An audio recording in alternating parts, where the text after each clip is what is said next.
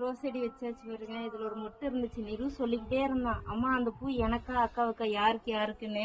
அதுல ஆனா வைக்கும் போது உடஞ்சிருச்சு. இது ஒன்று வருது, பபிள்ஸ் விடுது பாருங்க தண்ணி ஊத்துன.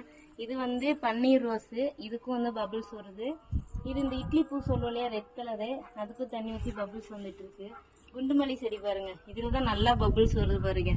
போர் மோட்டர் போட்டு விட்ட மாதிரி பபிள்ஸ் வருது. தூதுவளை செடி வச்சாச்சு. நம்ம வீட்டில் தான் நிறுவுக்கு வந்து இனி சளி பிடிக்க கூடாதுன்னு சொல்லியிருக்காங்க. சரி ஒரு செடி வாங்கி வச்சிட்டோம்னா அப்பப்போ ரசம் வைக்கும்போது டெய்லியுமே நம்ம தூதுவளையில போட்டுக்கலாம். இது ஜாதி மல்லி. எதுக்கு இவ்வளவு வழியே தண்ணி ஊற்றி இருக்கோம்னா, அடியிலெல்லாம் மண் வந்து ட்ரையா தானே இருக்கு, உள்ளார போய் ஸ்டோரேஜ் ஆகணும் இல்லையா, அதனால தண்ணி நிறைய ஊற்றிருக்கோம். இது வந்து தண்ணி இறங்கினதுக்கு அப்புறமா நம்ம வந்து ஒரு ஊசி வச்சு ஓட்டை போட்டு விட்டுலாம். இது எப்படியும் செம்மண்ணுக்கு அதுக்கும் கீழே காரதான் பிடிக்கும். ஒரு பிளாஸ்டிக் கவர் மாதிரி அடியில் போட்டு இதை தூக்கி மேலே வச்சுக்கலான் இருக்கேன். பார்க்கலாம். உங்களுக்கு தெரிஞ்ச ஐடியா கமெண்ட் பண்ணுங்க.